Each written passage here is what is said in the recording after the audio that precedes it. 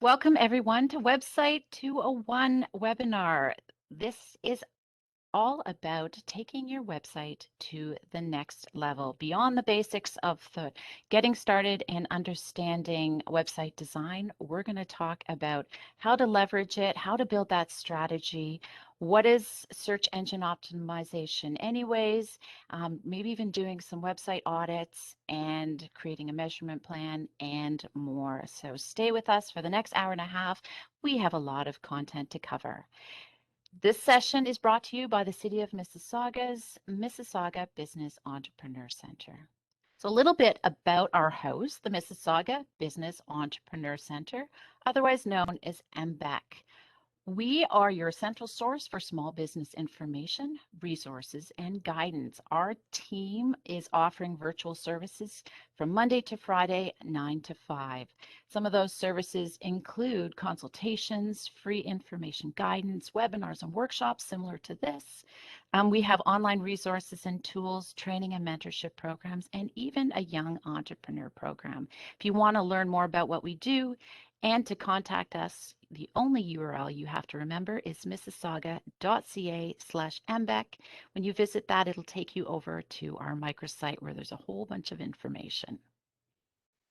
And a little bit of background for me, I started my first business when I was 19 and was in a family business before that. So I've gone through 2 or 3, worked for a tech startup after I sold my first business 20 years. I had that, and it was a bike shop. We kind of grew it from a little rental shop up to a little adventure store. And now I think it's still going. And it's looking good. So mountain bikes, we had road bikes, we had all that great stuff. It was great. Even got into off-road running and stuff. And then I worked for a tech startup for a couple of years, which was really exciting. I learned a lot. And then went back, did my communications because that was my forte. And I truly believe that communications is the foundation of success for any organization. So I went back and I did some extra schooling and have been a digital marketing consultant with the city for 4 years, but a communication strategist for about 8 or so, and love it. And here to help you today as part of that with the email marketing. You can connect with me online, and I hope you do. LinkedIn, Twitter, Instagram, and Facebook, and reach out to me directly afterwards if you want a one-on-one or want to learn more about our programs. I'm at laura.dunkley@mississauga.ca. What are we talking about today? Design trends, we're going to touch on those. Those are always exciting. And the user experience, what is that going to be? Best practices for Google Webmaster, website strategy, building it out, and what does that look like? And hopefully that will help answer that question. What is a measurement plan? Why is it important? And what does it entail? Conducting a site audit. Oh, these are always scary and it's a big question, but it's a good practice to periodically do that to know, to inform your measurement plan. And then we're going to touch on planning tools and tips. And then at the very end, we are going to show you a scenario of a marketing campaign and what that looks like within a whole integrated marketing strategy and the actual channel strategy and marketing campaign for you. And we're going to use our typical scenario of the company that we use in all of our session Garden Grows. If you're B2B or B2C, it doesn't really matter. Today, I'm going to touch base on both. These are just best practices across the board. So questions to inspire us today on websites. Did you know that 70% of online shoppers say page loading speed affects their purchase decision? And we know page speed is really important to Google, and it's not just Google, it's actually the consumer. And what this is going to tell us, some of these stats, is that the user experience is what Google is trying to help bring forward to them. So their ranking is really to support that user experience. And that 88% of users are less likely to go back to a website after a bad experience. That's really high. So we want to make sure we think of them through the experience. And 111% increase in traffic results when you update an old blog post.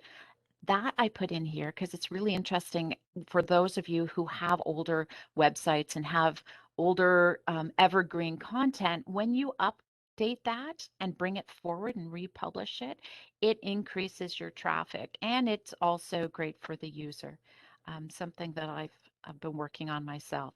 So 76% of the percentage of people who search on their smartphones are searching for something nearby and visit a business within a day. So when it comes to our search strategy and search engine optimization, we want to make sure that our local search directories are for sure updated. So what are those website design trends? Animation and interaction are a couple of the key ones. This URL, I didn't put them all in here, but if you want to be inspired by many of them, check out that reference. And the one on the left has a lot of animation. The one on the right, this is if you're product focused, where you can actually start to show rotating images. So some of those animations that are popular are the swipes. And the reason is they're popular. Not only does it add interest, but it eliminates tapping, less actual actions for them to do. Animations catches the eye, users' attention, and designed to help move your eye through a pathway. And we're going to talk too about the logic that Google wants you to think of your content too. It has to be put into a logical flow pattern. So make sure your animations follow that. Images that are rotating, as mentioned, in a product focused platform, make sure that it makes sense. Don't just rotate an image for the sake of rotating an image, but if it adds to the user experience, animation and interaction is what you need to do. Tutorials, sometimes things will just pop up randomly as they come through if it makes sense.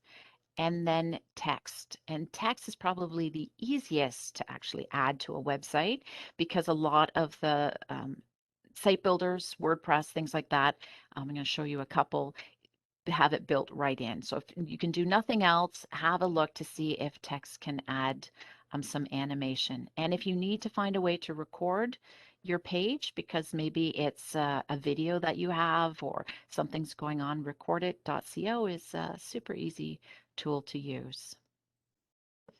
And animation interaction, as I mentioned, WordPress is one platform that I have used for years, and many of you as well. I use Elementor. It doesn't mean that Elementor is the only way to go, but it is one of those visual builders that makes it easy to add in things, including animation. And if you see to the left of the screen, those are things you just check it off. They make it so much easier now than ever before to add in these things. You can do scroll, you can do animation. Is it vertical? Is it horizontal? Even the speed of it. So always make sure when you do add in an animation that you put anything through a test period. You have other people test, you do that user experience, and then you come and add to it. It doesn't have to be perfect before you launch because you're always going to be tweaking it, but you want to get it as close as possible because the speed is a hard thing to get perfect.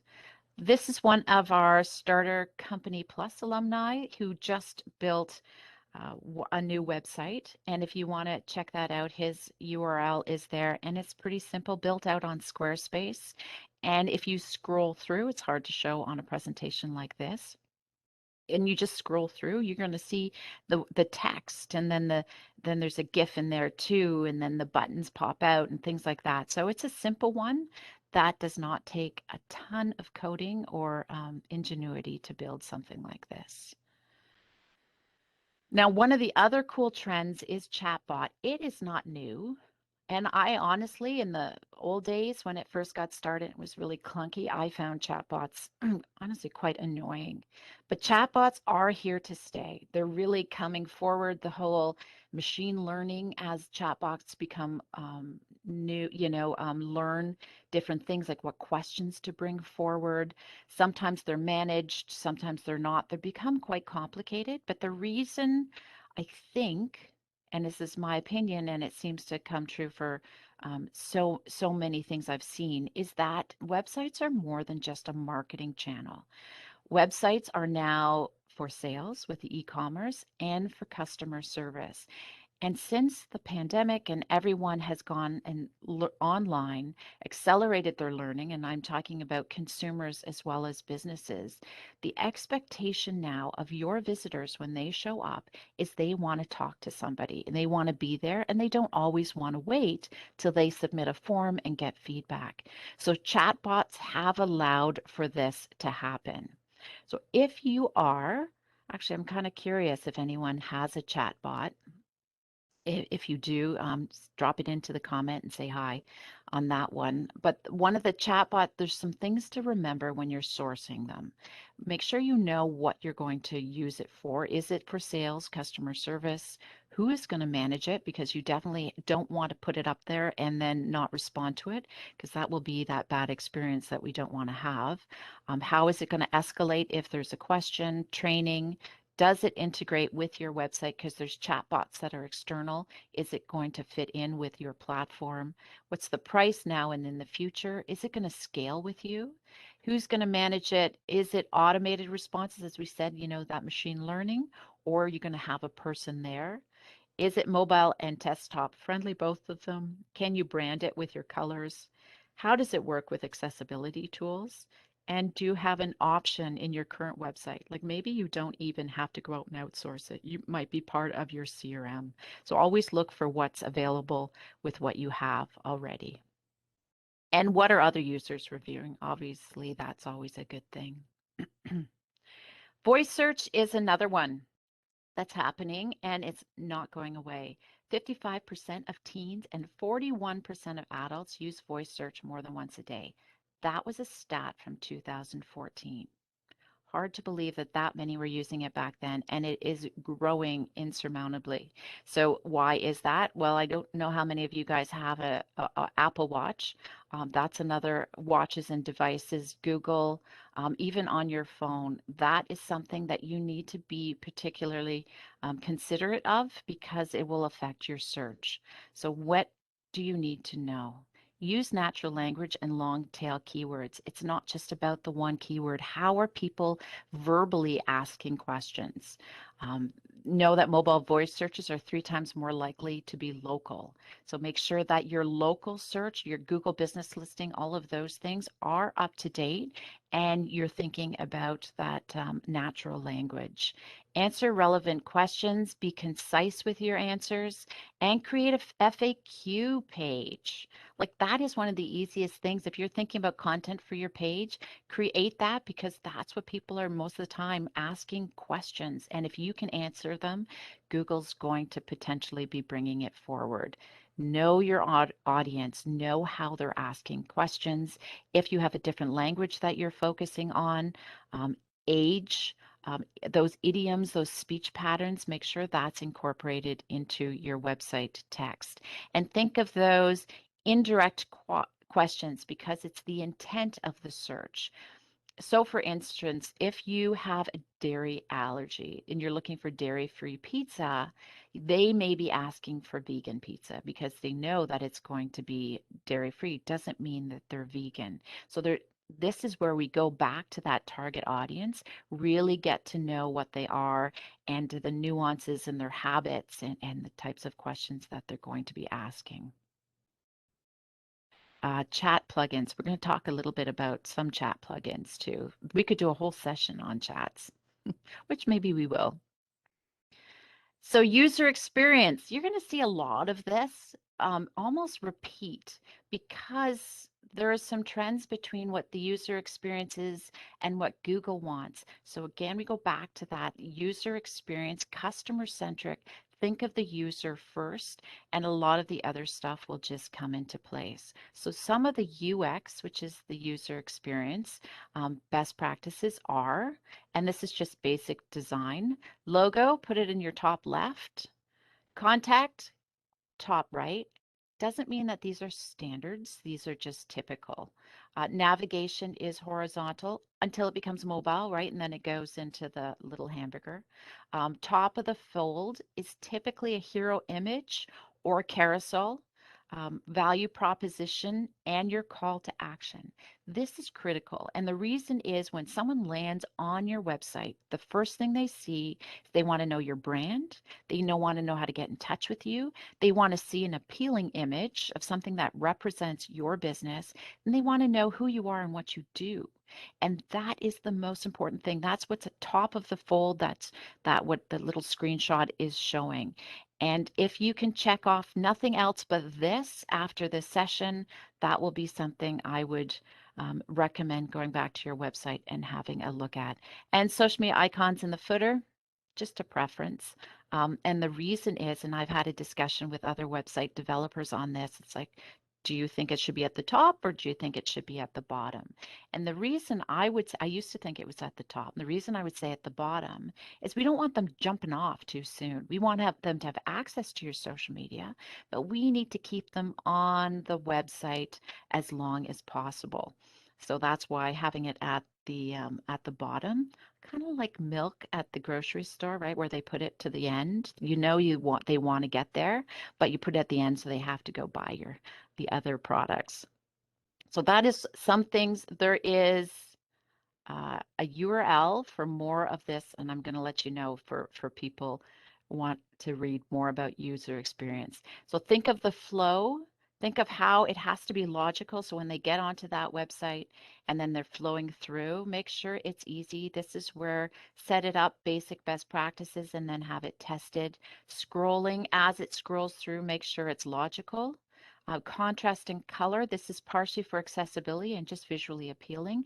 Make sure that there's enough contrast. One recommendation is if you're going to use a call to action buttons throughout your website, keep it as one color. Make sure your loading speed is as fast as possible, that it's mobile friendly, the navigation is clear, and honestly, it's over the years, it's kind of that basic. You need to have a home about services, product.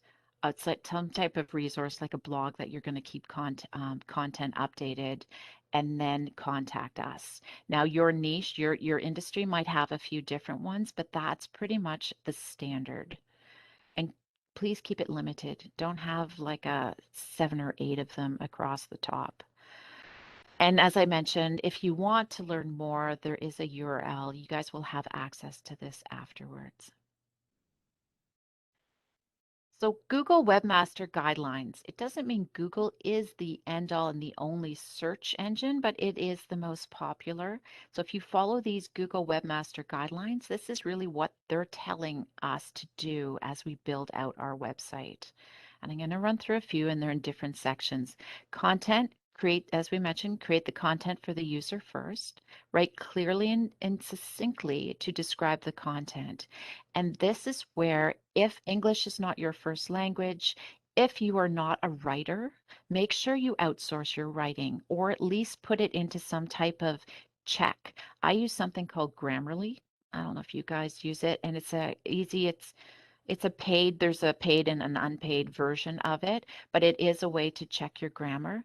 Plain language, just keep it super simple. You don't have much time to get the point across. So if writing isn't your strength, please make sure you get some help in that area. Those relevant keywords, including long tail keywords, do not overstuff them. Make sure user first, right, that it's logical. Update the content regularly with relevant content, and that's where a blog comes in, because your core pages typically aren't going to change as often, right? You've got your core, which would be your services, and then you've got your core about page. But a blog gets you to do that thought leadership as well as help with content and be a resource. It might even be an FAQ page that gets updated. Make sure you do it regularly. Avoid auto-generated content. Those are things like when you go out and it's programmatic, right? And you'll start to scrape different sites. Google doesn't seem to like that. Use text instead of images for important information.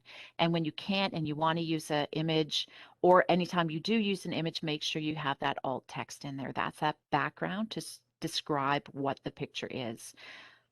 And then the structure itself. Oh, and then also make sure it's compressed.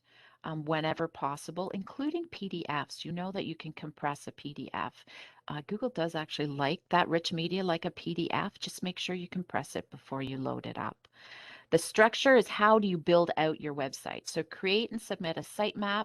Google Search Console is where you can do it. Also, Bing has Webmaster. I think those are the two big ones. Design your website with a clear page hierarchy. This is where a sitemap, if you are just getting started, please sketch out a sitemap. Use something like Miro that I've mentioned in the website 101. Miro.com is really cool. It's kind of like an online whiteboard, or you can do it in an Excel spreadsheet. However that is, map it out. It needs to make sense, and then name them accordingly. This is something that's will help with your management, but also helps with your ranking. Make sure the search engines can crawl your page. There is a URL inspection tool that Google has available, including the audits, which will showcase that.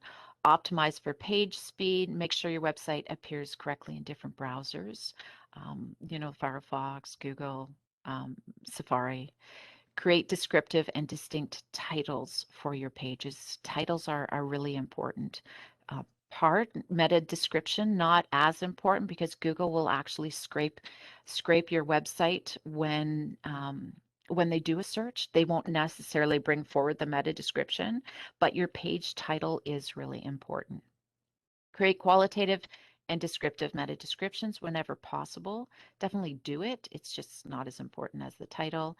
And for those who are on this call that are more advanced and want to look into structured data, there's a link there for you as well. So those are Google Webmaster Guidelines. If you've noticed, they're actually very close to that user experience analysis, right? Like those tips on that. And then now we're going to get into accessibility. This is law for certain ones, the AODA, if you've heard of that. There's a whole bunch of references. Not going to spend a lot of time on here, but there are some things you need to think about. And when it comes to accessibility, and that's for people that may have visual problems, hearing problems, challenges, different things that we want to make sure that it's accessible for everyone. And they have come up with a list of compliance to make sure that that's the case. And there are some rules to follow. So always think of that user first content, which we know auto-generated. We avoid auto-generated content. You see the theme? Updating your pages regularly and relevant keywords. That is quite consistent with Google Webmaster Tools. The other thing you want to make sure is making sure that all of your interactions, if you have a complex website, that can be done available through a keyboard. You don't need a mouse or a voice to be able to activate it. Give users enough time to read and use content. Remember we talked about the animation and the scrolling? Be very careful that you don't scroll through too fast. We also don't want a lot of bling and crazy stuff, because what will happen if you have a lot of things flashing, that can cause seizures, and we definitely don't want to do that when it comes to this compliance.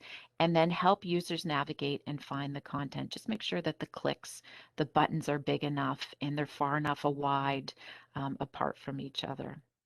And make sure it's understandable, the text and the content, and the help users avoid and correct mistakes is something that may not be familiar to too many people, but that is when you build out your website and you might have a form.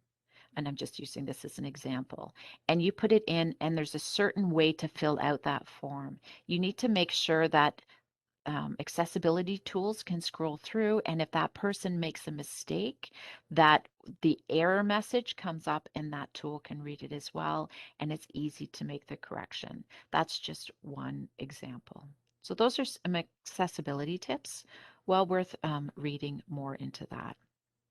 So there are features and tools and a lot of it. We've covered a few.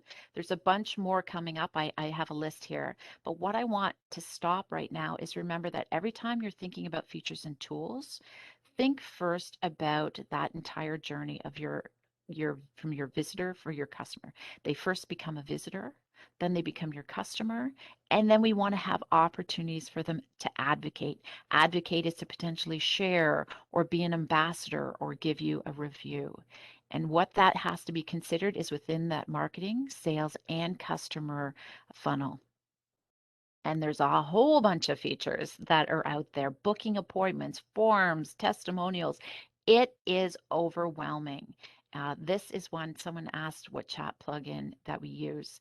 Elfsites.com on Squarespace is actually Elf Sites. You can take these widgets and put them into different platforms, including Squarespace. And there's a chatbot function. I have yet to explore the chatbot world, but that is something that I'm going to look into. So anyone who wants to follow up with me in 3 or 4 months, let me know.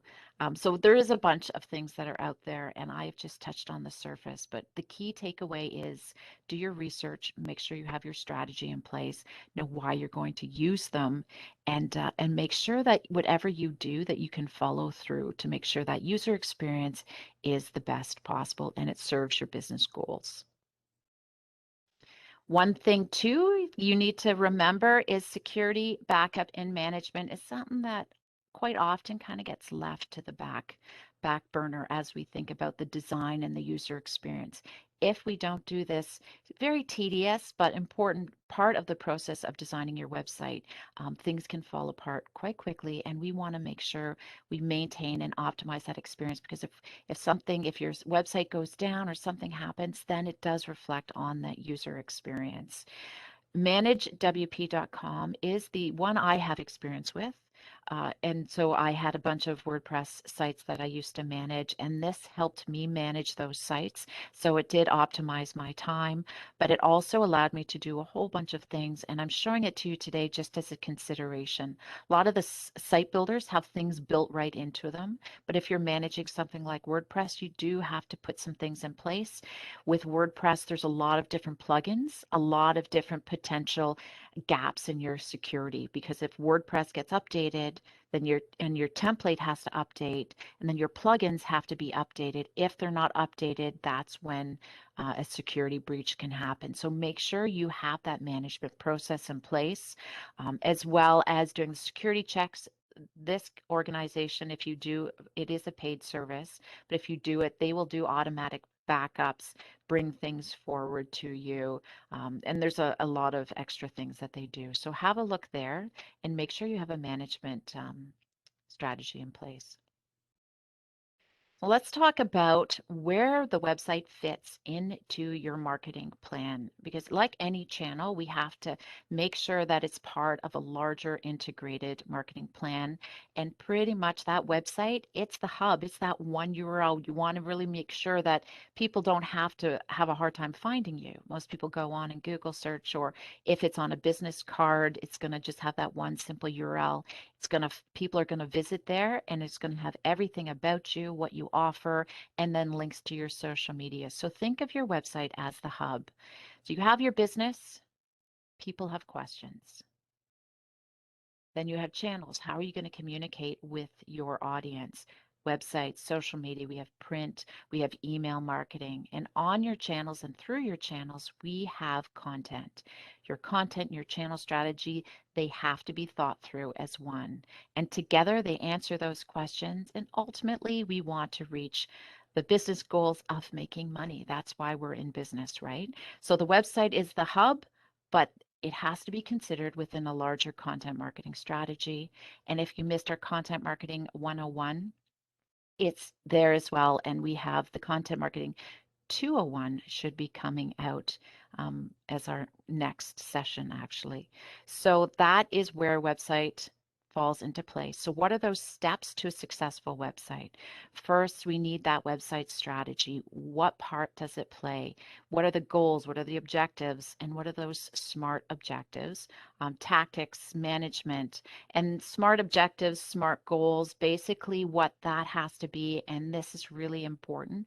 We have to make sure that we know why we are using the website. We're going to know, so it's very specific. We're going to put in some measurements. We're going to make sure it's achievable. And if it's not achievable and we just put something down there, we're going to evaluate it and make sure we fine tune that. It needs to make sense. It needs to be relevant to our business. And we have to put a time factor into it. So we really want to make sure that whatever we do, we have those goals so we can support everything else and make sure we reach those goals and put those plans in place to be successful.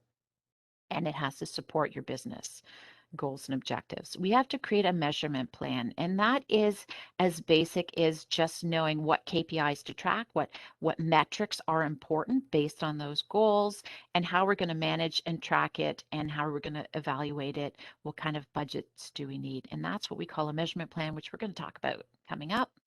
And then you have to get that set up. So for many of you who are just getting started with your website, this is the design and management. And what that means is, how are you going to track things? Who's going to do it? What's the planning process?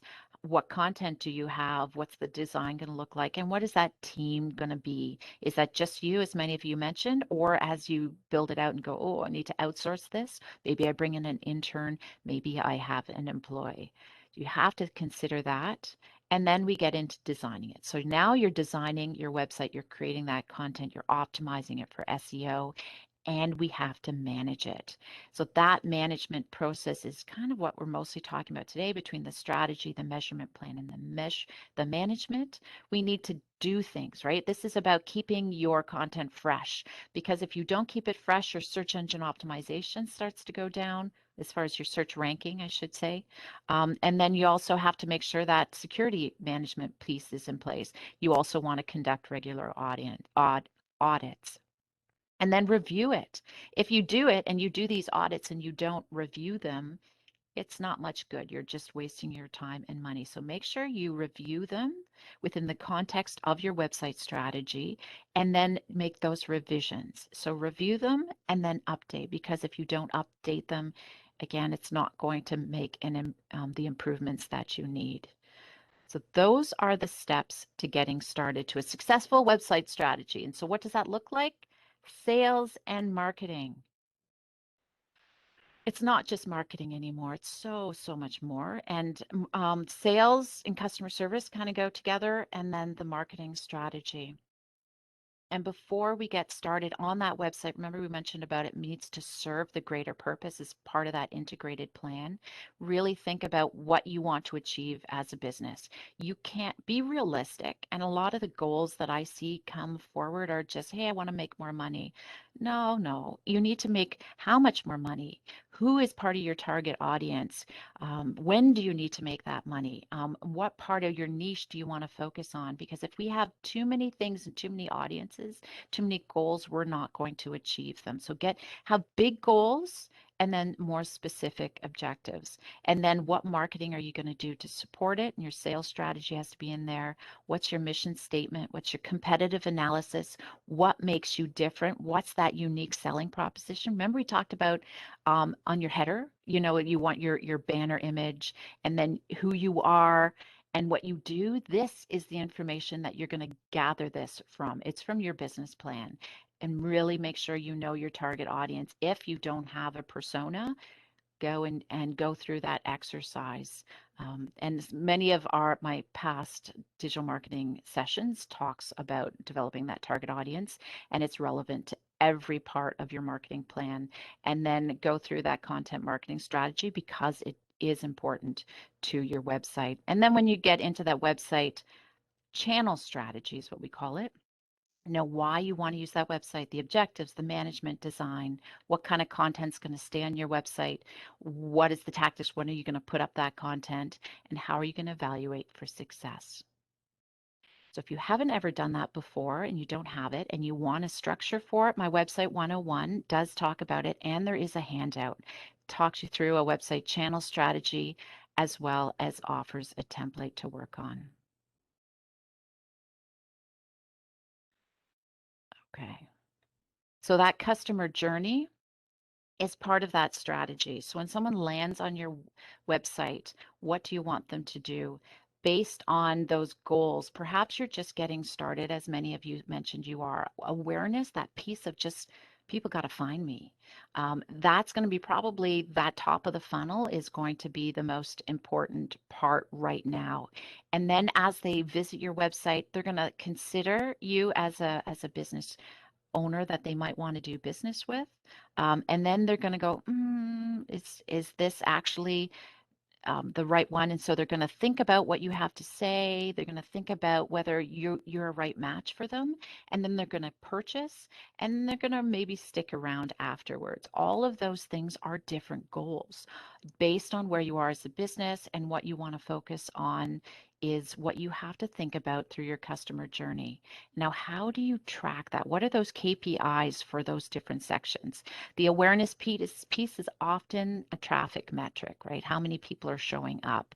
Leads are that consideration, or even where they go through your website. Are they getting to your, if you're in e-commerce, which I see someone is, are they hitting are they hitting the product page? Where are they getting stuck? Are they in the shopping cart?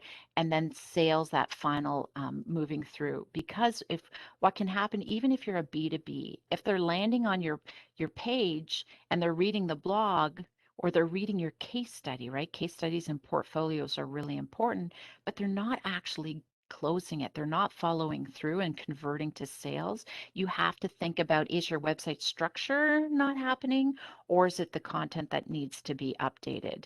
There's so many things that you need to consider. So key performance metrics might be, so with traffic comes to new users, right? How many page views? Leads are scroll depth, which is how far did they come down the page? How long were they on? If you use video content, how long did they view your video content? Outbound links, are they linking off to somewhere else? Where are they going? Sales, the metrics when you come to building out your objectives here are going to be, as a B2B, it's probably your forms filled out.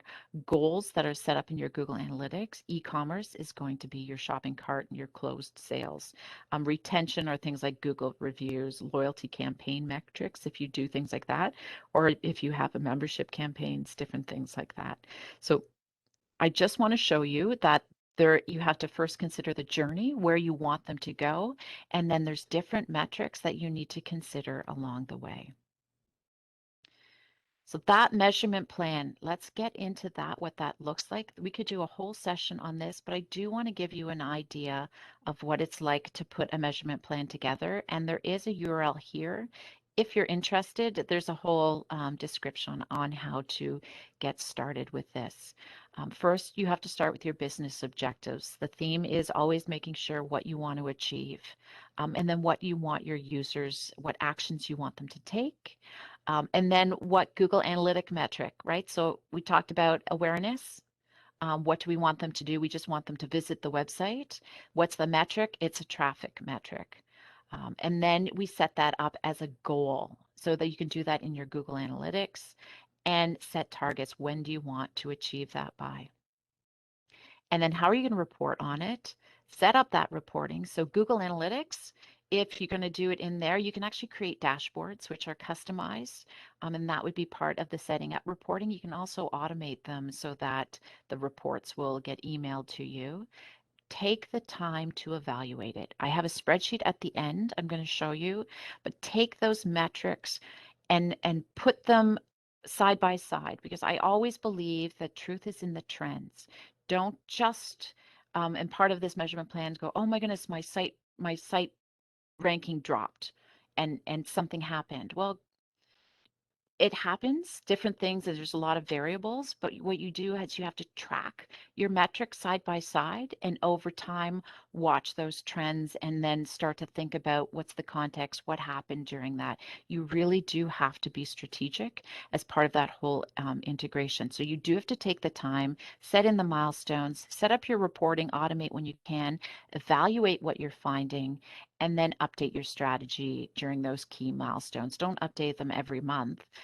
Your strategy typically will depend, but don't do it too frequently, because you do have to get some trends to give you some insights. So that is your basic measurement plan. It's a lot, but it could be as simple as setting up a spreadsheet with this information. So Google Analytics, if you have not set that up yet, please do. It's a free way to track your metrics and it's incredibly robust. If you have a Squarespace or Wix, quite often there is something that comes with it. I recommend going beyond that and setting up your Google Analytics. Typically, when you set that up, you'll have a meta, like a little piece of code that you have to plug in or a link into Squarespace or Wix. They do make it easy. Shopify too makes it super easy to set up your Google Analytics. WordPress as well, you might have to add in a plugin. And what does that look like? This is an example of a dashboard. And if you can see on the left-hand side here, there's different things like audience, acquisition, behavior, conversions. So one of the big things for me is acquisition. We want to know where your traffic is coming from. Now, I had to block this off because it's proprietary, but different sources are going to be direct. That's if someone clicks on a link that is specific to maybe it's in your email, a link that's directly going to you. So it's they've punched it in, and that would be a direct link. You'll see a lot of those. Google search, that's the organic search is what you're really looking for. Campaign URLs comes down a little bit further. You're going to see campaigns at the bottom there. That's a little more specific.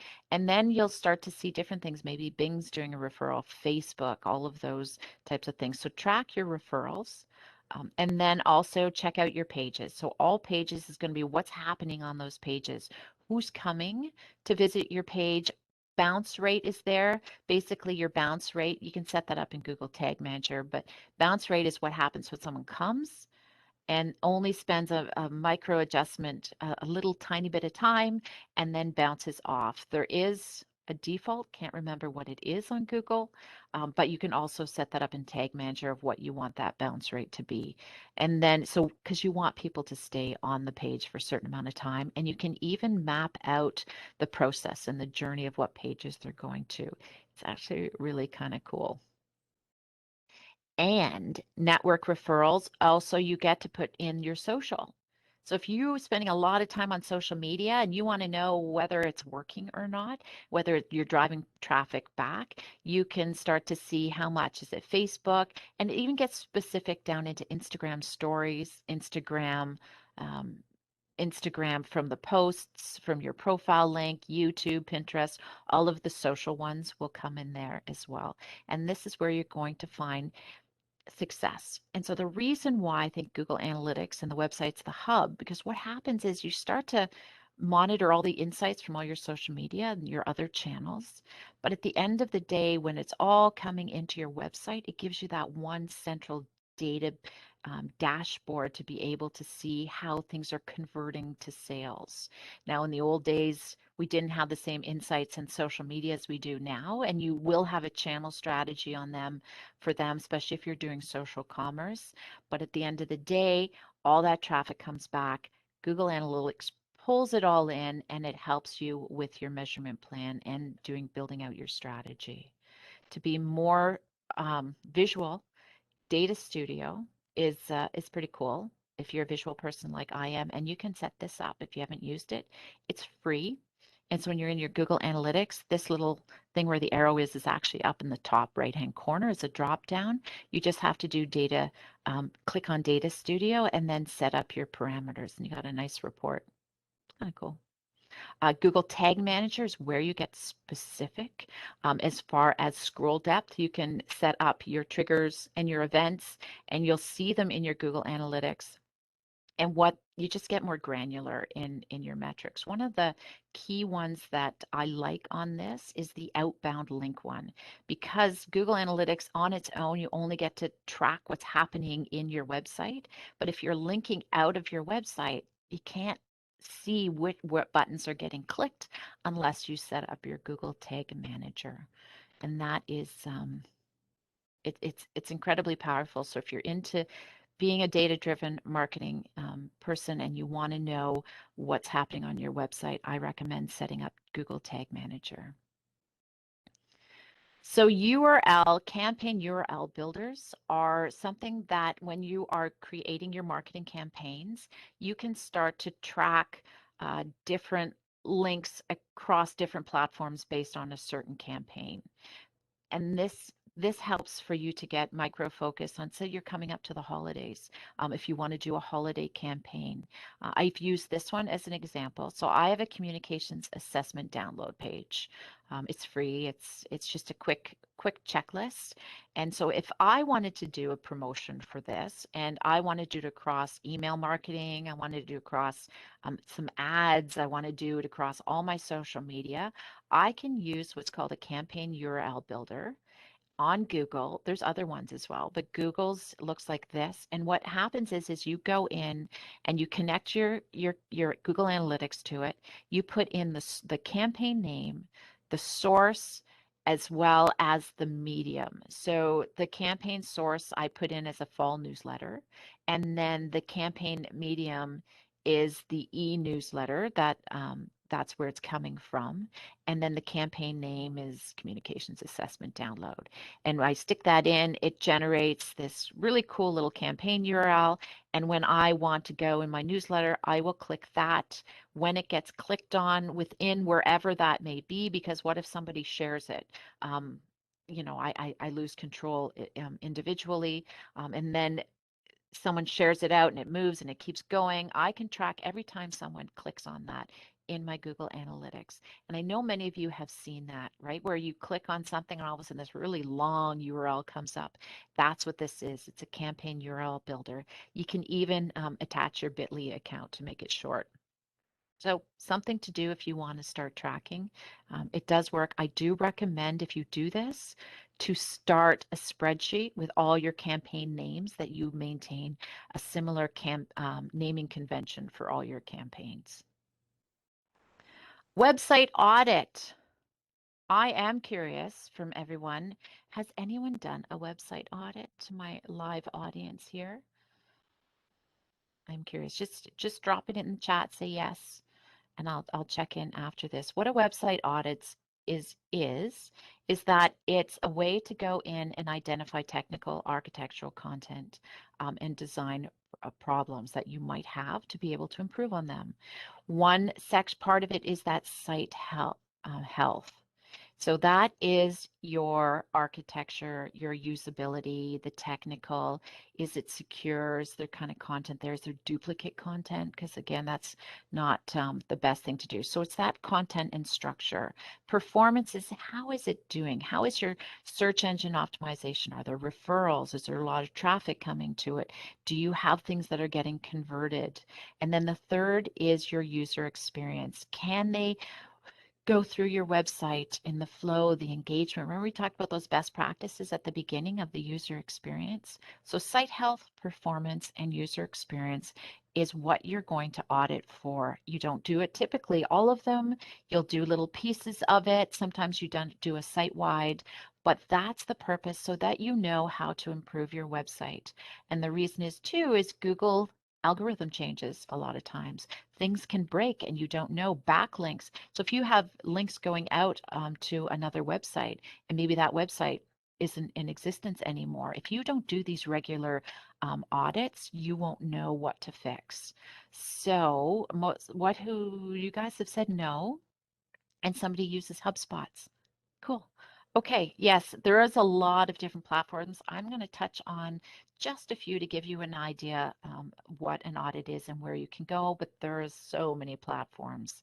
And I want to do a quick review of search engine optimization, because this is really what we're considering. And it needs to be considered strategically, but this is kind of that search engine optimization 101 in a brief 5 seconds. Keyword strategy. What that is your research. You need to do content, things like that. What keywords are you doing? What is that user searching on to find your website? So they will, you need to think about that. Backlink strategy, as we mentioned, those are internal links and external links. Local signals are who's referring back to you. Those are citations, those are directories, social media. What's coming back to you, and what is their page, what is their authority, because authority is really important when for rankings, and the audit will showcase that. Online reviews, who's talking about you out there, and Content, what's your content look like? Structure-wise, is it relevant? Is it interesting? And then your website structure. So there's on page, and then there's the back end structure, and then there's off page. And the reason I bring this all in is you're going to see, because those are the things that we're going to actually consider through our audits. And Google Search Console um, is being used as well. For sure, that's a great one um, to have. Everyone actually should create their Google Search Console if you don't have that already. Set that up. It's free and it connects with your Google Analytics account. So your website audit, Ahrefs is probably one of the most popular that's out there. They do have a free option. All the ones I'm showing you have a free option, but it's very minimal. Most of the time, they will want you to pay for it. Depends on your budget and how often you do it. But know that there's free and there's paid versions here. So I just ran a quick one on my website. I don't spend a lot of time, and I should do more audits and actually fix these errors that I see. But basically, it'll give you a quick health score. It'll tell you different things that you're doing. This one particular kind of does everything, and it will check the different links and opportunities. So what it came out with, my health score was only 50. Needs some work. Domain rating, how high is my domain? How the referring domains, it's going to check how many people are coming back, what's their status, different backlinks as well, and then organic traffic, how much are you getting, your keywords that you're putting in, and even what country. And then it'll also bring forward what pages you're ranking. So the PA is your page authority, and the domains that are linking to you, the DA is the domain authority, and those are numbers out of 100. And it's always interesting to me because constant contact always seems to come up. So remember that when you set up your email marketing, that you have it so that different that you can actually view it in your browser, and those links do have extended link juice, if you want to call it, beyond just email marketing. So if you haven't checked out the email marketing series, have a look there as well. Owly is from Hootsuite. Home blogs, let's see, a lot of these are content aggregating sites as well. So that is Ahrefs. Uber Suggests is Neil Patel's. He's one of the thought leaders in the world of content marketing, and he does website design. This one's free. You just have to put in your domain. You're allowed to get one, I think, domain as free, and you can do keyword analyzer. You can check out your competitors and your SEO, and he'll give you different things here. So the difficulty is, how difficult is it to fix, and the impact on SEO. And then it even shows you which ones you passed. And it'll give you ideas for keywords, who's using what keywords. So if you put in something, I put in marketing, it'll show you the people that are ranking high. And I know one of his strategies, and I've read so many of his blogs, is that this is a way, if you're not sure what content to write about, know your keyword, put it in here and say, okay, marketing is something I know my audience wants to learn about. Put it in here and see what's popular. And then don't copy it, but take out of it, it's like, okay, so this is trending. I can write a blog on this. So this is also a way to get ideas for your content. Moz.com is another popular one. If you want to do a quick analyze your domain, there's a free one in there. I've done for clients in the past, I've used Moz, and it has quite, and it's amazing. If you go in and I do have a free trial, and you put it in, it will spit out these amazing spreadsheets to tell you who's referring, what your competitors are doing, where they're ranking compared to you based on certain keywords. It's amazing what these guys will give you. This is another one, SEMrush, and they have a specific content marketing platform, probably the only one that does this, and this really would support a content marketing strategy because they give you ideas and they monitor your brand. They go in a little bit more in depth into the monitoring piece. And if you want a guide on how to do a content audit, this one is quite it's a lot. It's well worth bookmarking. And for you guys, I was going to, typically I do a worksheet or a handout and let in so people can do things. And I thought, if there's nothing out there, I'll make it. But then I found these guys and went, oh my word, this is the best. So if you want a worksheet to track all your results, check out wordstream.com. The link is down below, and download it, copy it, and they let you use this as a template. It's amazing. So you get to put the whole list of all your pages, put in your page titles, site titles, URL. And this is what I would do. If you're doing a redesign, definitely do this. If you're getting started, you might want to set this up as a starting. I definitely encourage this if this is something you want to maintain at this level. And so what this does, it does the informational data points for your page. And if you see along the bottom, there's a tab for all the different kinds of audits. So cool. So the links, and then when you do that, this will be a place where you can put in what links are working, what's not working, for the purpose of tracking the progress that you do. So if they weren't working before, maybe that now they're starting to work, because based on different things, this gives you a way to track what ones you need to fix. Spelling and grammar, like it's everything here. You don't have to use all the columns, but it's pretty in depth. And then it gets into the data points, keyword difficulties. If you want to start getting into ad spends, what keywords to use. It's a great worksheet. So from there, what I would say is you've done your audit. You've tracked it all. You've got this really amazing worksheet, or if you don't do the worksheet and you're just taking it from the audit, now how are you going to manage the implementation of the updates? Now, you can use Asana for this. We use Asana for everything, all of our marketing. So you can create a project plan just for your website. Maybe if you're doing a website design, you can have a project. Maybe you create the project just for implementation of those audit things, tasks that came out. And what that would look like is Asana is a free tool. They do have paid versions, but the free tool is great as well.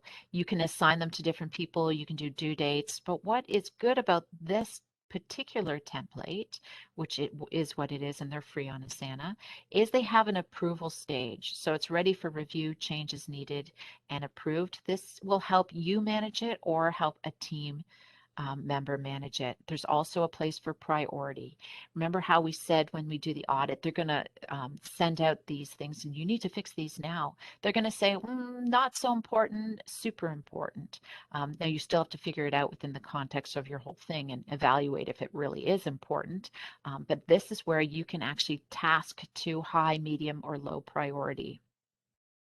And then this can be the status of it. So is it in process, or have you completed it?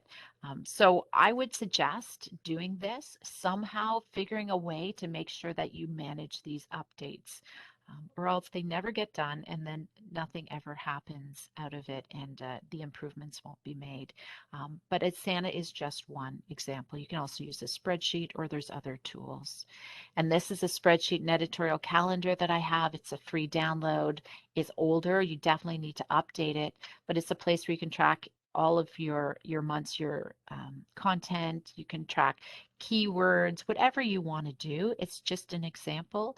In my experience, what I have done recently is I've pulled out the tracking metrics to have a separate spreadsheet. So I have my editorial calendar on one, and then tracking metrics are on another. And the tracking metrics actually have all the different channel. Each channel has a tab. Whatever you do, this template is just meant to be inspirational and give you some ideas.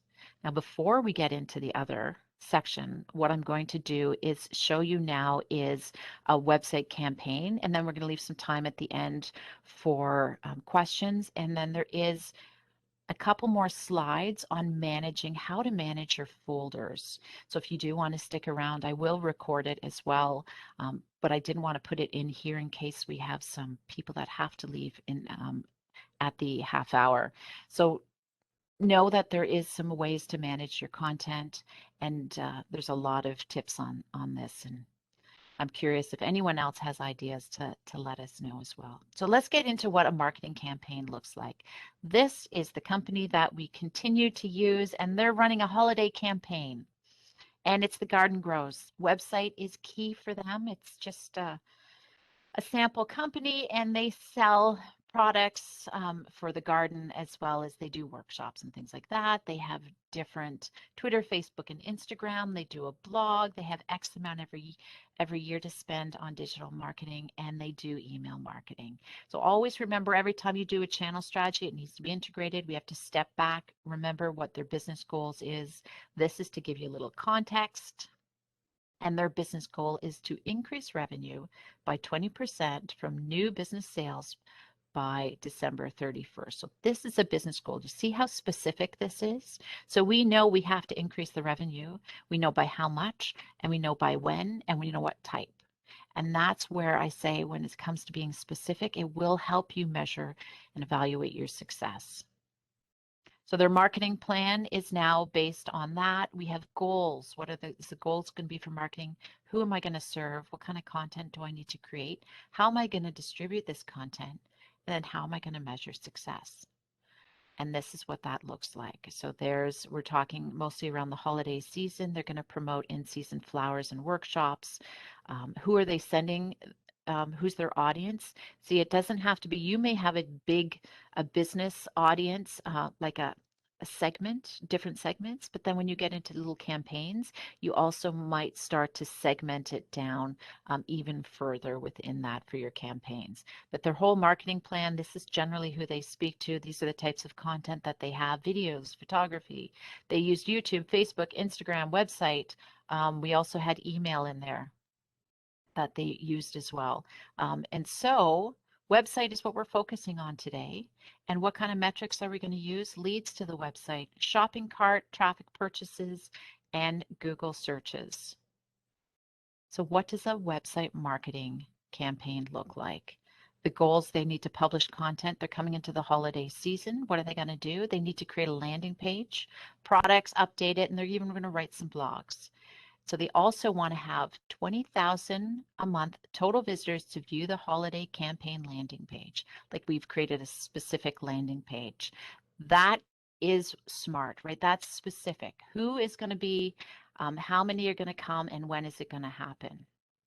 And they need to achieve X amount of sales from their online sales, which is the website, by this date. And who are they going to serve? These guys, homeowners, corporate clients, and those key metrics. Remember, we had the funnel and we had those metrics, and there really was awareness to that landing page. So user traffic, how much did they spend on there? Where did the referral source come from? Because we want to know now what kind of initiatives are working and where they can tap in for future reference. Blogs, they're going to check, because we've created some blogs specific. Are they landing? Are they reading those blogs? And are they linking over to the products? And then the cost of the promotions. Maybe we have to hire a marketing agency. We have to do ad spends, and then cost per acquisition. So that's how much did we spend to actually acquire the amount of sales that we did. So this is it. And I honestly say, if you do any type of campaign, please write it down. It's easy to get caught up in doing things. Find a way, either you write it down in a spreadsheet or use Asana as a project. It will help you keep focused and on task to make sure that you don't miss anything. And total sales obviously is a key metric. How much budget do they spend? So advertising is key. Marketing support, they're going to spend $6,000 because they've never done an audit, and they're going to hire someone to do an audit to get started, to make sure that everything is working, and they know that what they need to do is going to be focused and going to make a difference. Then they're going to create that campaign website content, landing page, promo blocks right on the home page, because we're going to have to insert that to drive traffic from homepage traffic. They're going to be a landing page, and then we're going to move things off into the promotions. So that customer journey, remember, we have to step back, create a sitemap, and figure the flow of where they're going through. This is all part of your website channel strategy, down to a campaign, always the same process. We're going to spend money on maintenance. When's that going to happen? Content has to be created, advertising has to be put in place, and then social media. This is just an example. You guys will have this afterwards as a slide, and it can be used for anything, whether you're B2B or B2C. So key takeaways before we get into Q&A: always think of the user first. Know that user. Get really detailed Do your research, know what they're doing, how they're doing it, what their preferences are, and then understanding the whole customer journey. How does it serve you and your goals? Where are they going through? So make sure that they can reach it seamlessly. You're building trust, you're offering value, and you're giving them a great experience. And at the end of the day, you are generating revenue. And always think of the website as the hub, but mostly that is part of this integrated strategy, online and offline. We didn't talk about too many offline, online strategies, but you have to think of it holistically, because if you do offline content, make sure that you always bring it back to your website, because then you can start tracking that data and then move them through the funnel. Follow those website design and UX best practices.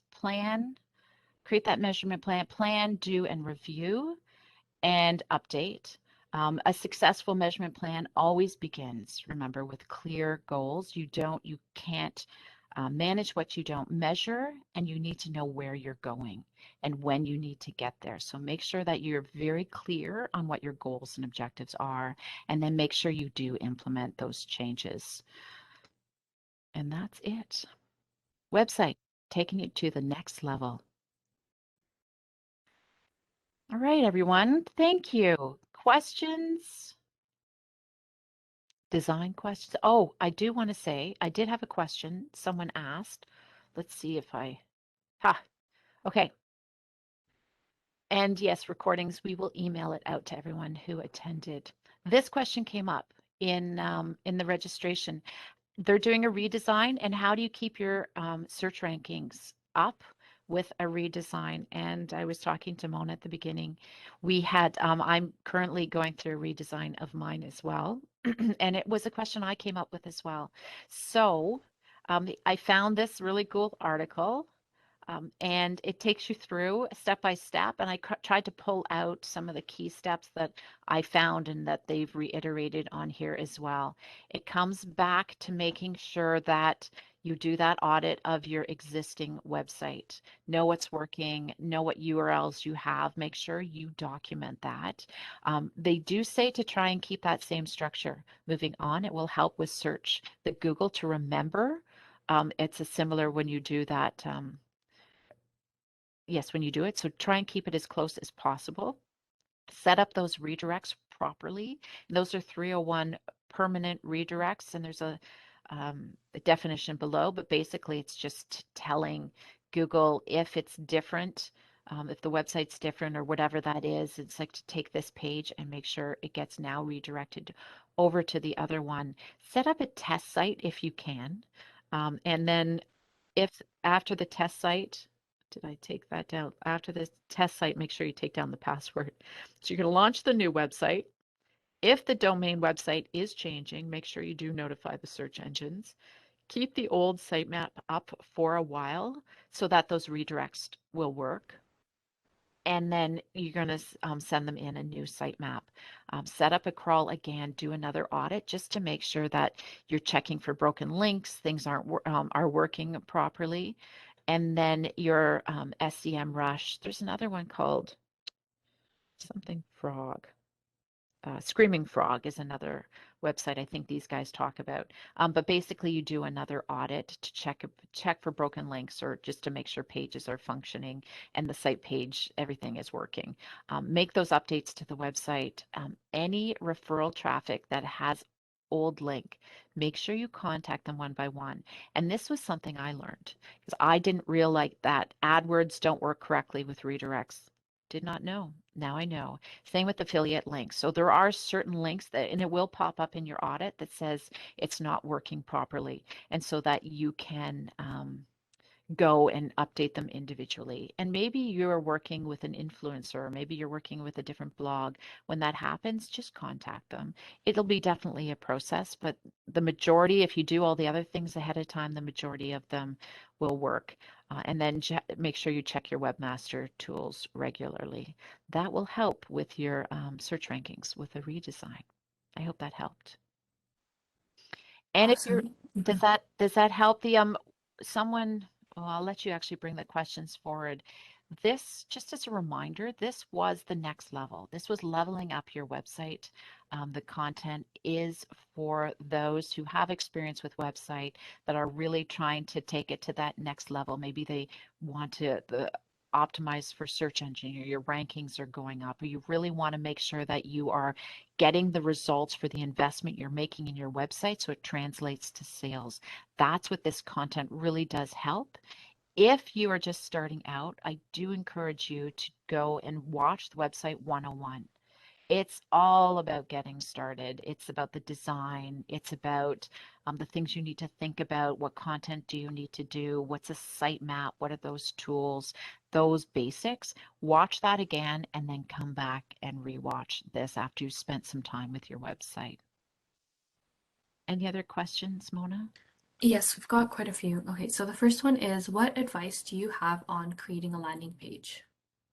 Oh, landing pages. Oh, so website 101. I do have some tips in there on landing pages. I'll go back to this. Tips on landing pages. And there's different opinions, and this is the world. This is not a science per se, as much as it's a mix of science and art. So some people, and I tend to agree with them, is they say you want to keep it as simple as possible, right? Like some even believe that take away all the navigation, anything else, and just put in that landing page information. Make sure it's very obvious what you want them to do. Only have one call to action, and then remember what you want them to do is typically it's a landing page as far as lead gen. So if it's capture the information they need and make it super simple and find a way for them to stay on. Like some people, and I think the example I used was maybe it's a poll or a Q&A where it doesn't take them off, but it's embedded. And so they're going, oh, this is really interesting. This is, oh, they want more information. It keeps them on here.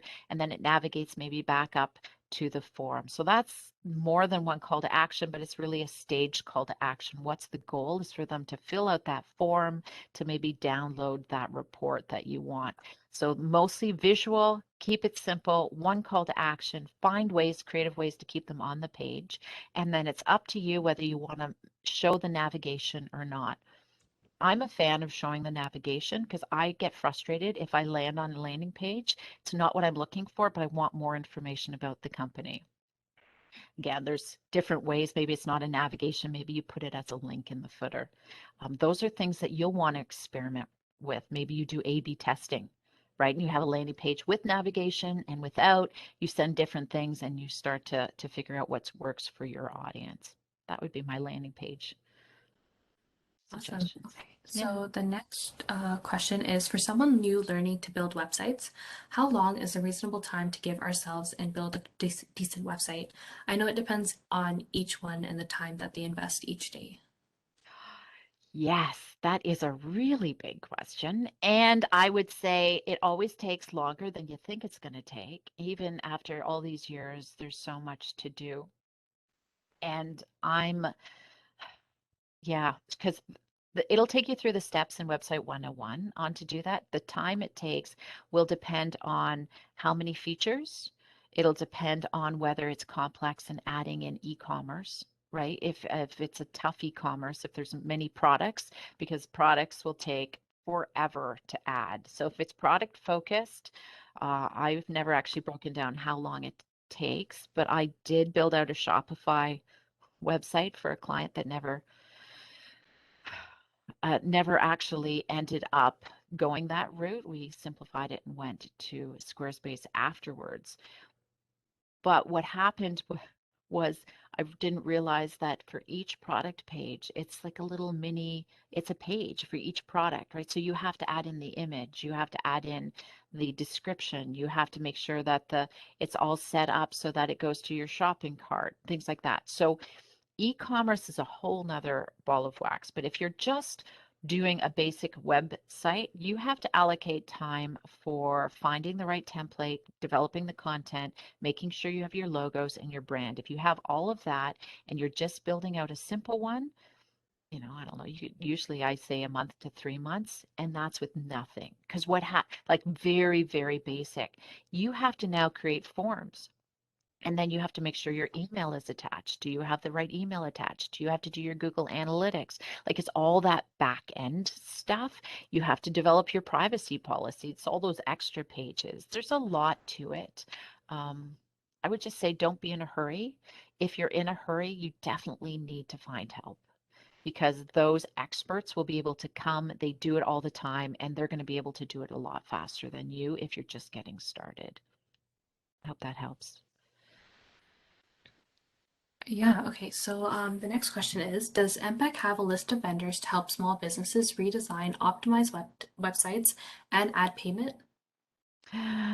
We don't, but Mona, what about dropping in the digital Main Street vendor directory link? Could you do that? Yeah, for sure.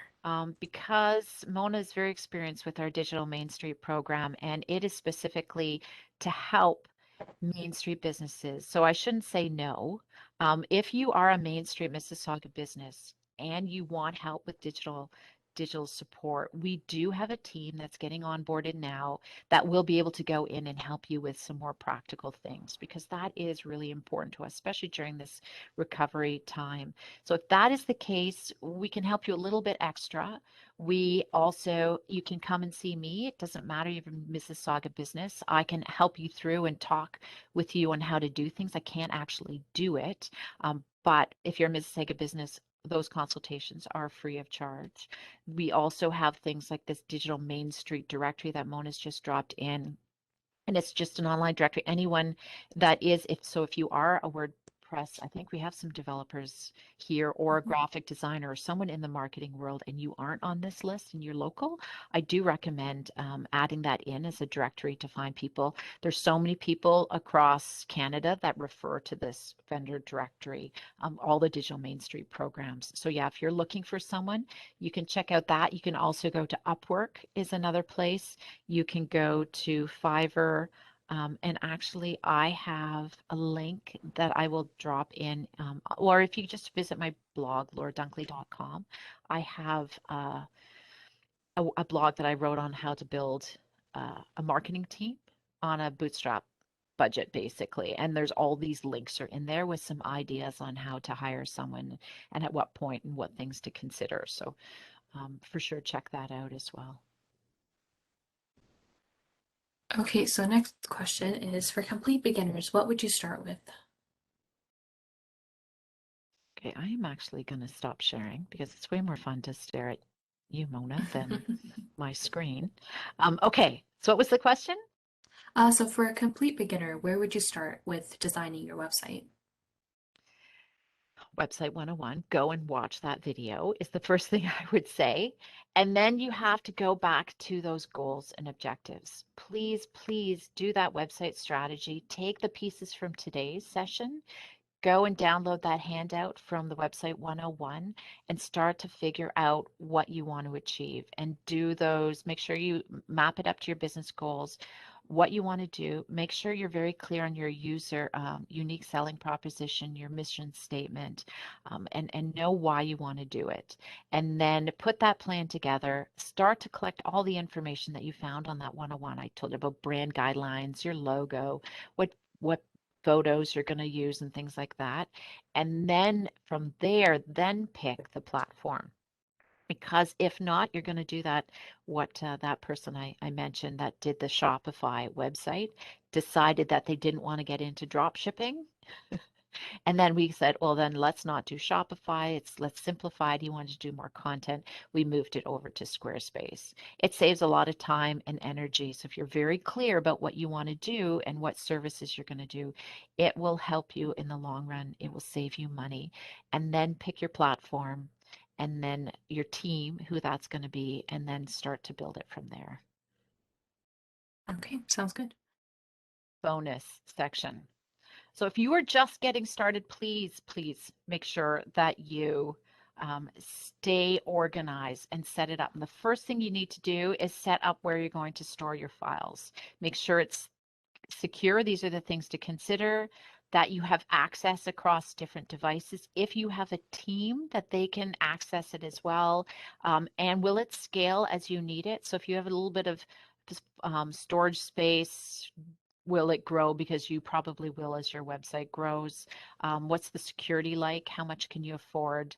And does it integrate with other platforms? The last one of integration isn't a necessary thing. It's just something to think as you scale.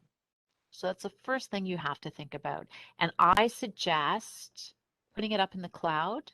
That doesn't mean you have to put it up in the cloud. Some people really do like to have things on site and don't like to work in the cloud. Just remember that if you do it on a client-based server, that you have a backup and that you have some way, if it's important to you, that you can access it offsite somewhere else, that you have the ability to dial in, and if it's important to you to share it with your team members. So the step 2 is to set up those folders. And again, it goes back to access, searchability. This one's really important. And I can't enforce this one enough because I can't always remember where I filed things, or if it maybe is filed in one location, but I might actually need it in another location. Naming conventions are really important. So try and name them consistently and how you can search on them.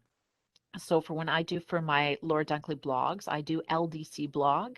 So anything with a blog, it will come up.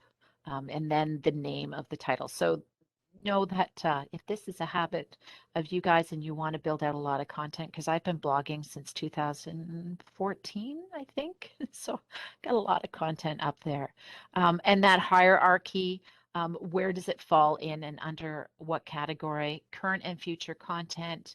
And then think about admin versus content. So administrative stuff, you're going to have a different level of security versus the kind of content that's going to sit on your website, and different sharing. So you might share your content on the website, you not want to share the administrative stuff. And so what does that look like? Here is a website folder is what I would say start with. And then you have a content folder, and then you have an admin folder.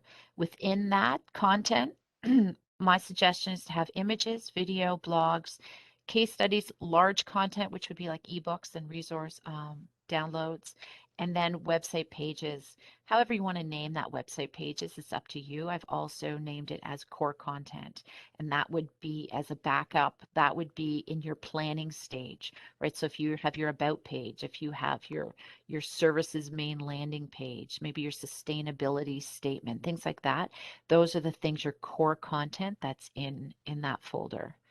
And here's a list of all of what that is and how you can do it. And within this, you might have subfolders. For each point that I have there is a subfolder. So kind of complicated, but over the years, it's actually has saved me a lot of grief. So under images, you want to have unused stock images. Um, and you can have them as, you could put them in as stock images, used and unused, because if you start to develop a lot of content, you're going, oh, have I used that picture before? But you want to make sure that you actually keep that so that on your folder system, because it's licensed content. And if someone comes back and says, hey, you don't have a license for that, this way that you know exactly what the license is, and you might want to, even within it, keep the original file size and then the compressed file size with a different name for searching. However you want to check that out, do that too. Images owned would be things that you've taken yourself. Additional assets within that is that licenses and permission forms, because there are scams out there, and I've seen it where people say, you don't have proof, you don't have the ability to use this, and then you go, yes, I do. Here's my permission and my license. Video, do something very similar. Even within video, if you're creating your own, put in your scripts, your raw files, your working files, things like that, and anything extra in there. Blogs, I suggest keeping a folder for each blog. You might want to even keep the original. You might want to keep a duplicate if you want of the feature image that you use, as well as any graphics that you use to promote it. Case studies are the bigger stuff, and I do recommend you guys, for business owners, B2B mostly, if you're selling to businesses, you need to have some way to show the work that you're doing, whether it's a case study format or projects or portfolio. Please invest in that for your content. which should stay on your website. And that's where you can put that in there. Large content would be things you're working on, bigger stuff, white papers, downloads, things like that. And then your website pages, as we mentioned, Word files, and things, Word files, images, any other notes that you want. And then under admin is your design files, your important files, and your reporting. So design is your branding guide, your logo files, fonts, icons. If you work with a graphic designer, they're going to give you all of this. Keep it there because you will want to reference that branding guide numerous times. Because when you will build out your website, please be consistent across all of your marketing with your brand colors. And in your logos, you're going to get a badge, you're going to get landscape, you're going to get black and white versions, you're going to get an EPS and a PNG and all of those lovely things that you're going to use for all of your marketing assets. And I suggest keeping it in there. If you don't want to keep your design files here, depending on your structure, maybe you have a marketing folder that has all of your design guides up there, and you might want to actually boost it above your website, but make sure it's for sure somewhere in your marketing. Important are things like your master login files, your admin. This is where you want to make sure you have security. Don't go sharing your website folder if it's on Google Drive with all of your marketing people, because if you put this underneath, it typically will share with everyone. So please be careful when you're setting these up that you consider the security portion of this. Reporting is where you're going to have all your audits and your Google Analytics and maybe in Google Analytics here. Again, you might want to put some of the stuff up above, but I would keep reporting to specifically website reporting. And when you do social media, you might have another folder for social media and then a similar structure underneath. The only one that would probably be outside of this would be the design that would sit as a general folder. Yeah, so this is what I do. I hope that helps. I will let you guys have this slide as well. I'll make sure it's included in the deck. We do have a last minute question that came in. As a Okay. web developer and after finishing developing a website for a client, who should continue managing the website for them? Ooh, good question. So that depends. That depends on what your relationship is. It's sometimes it's not an easy break because you want to maintain that relationship. It's hard to pass over things, and I've had that problem where I've made sure, and as a website developer, make sure that you give them access to everything, would be that they have the ability, and that's a business continuity thing, that they have all the logins that they need to manage it on their own. Now, if you have a relationship with them and they're going, oh, they're totally hands off, and they say, no, you need to do this, but there's stages, right? You're going to develop your website and then you need to renegotiate the management portion. At that point, have a new agreement set up for the management. It's like, what does that look like? So pass off, finish it off, make sure they have all the files they need, and then make sure in writing you have what you're going to do moving forward. And that may be a hybrid version. So maybe you have access to doing structure, or they keep you on retainer, or you have a monthly maintenance where you say, okay, I'm going to do X amount of things every month. This is what I'm going to bill you. And that could be an audit, that could be reporting, that could be maybe it's blogs and things like that. It really just depends on the expertise and comfort and what your client's budget is. But I do recommend making sure you stop the project and you start a new project for the management piece. I hope that helped. Okay. Seems like that's it in terms of questions.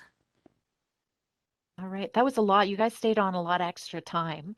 And thank you. Thank you for joining us. Website 201, taking your website to the next level. And we will send out the recording. If you're watching the replay, we'll make sure there's a whole bunch of links down below for any other resources. And we will see you next time.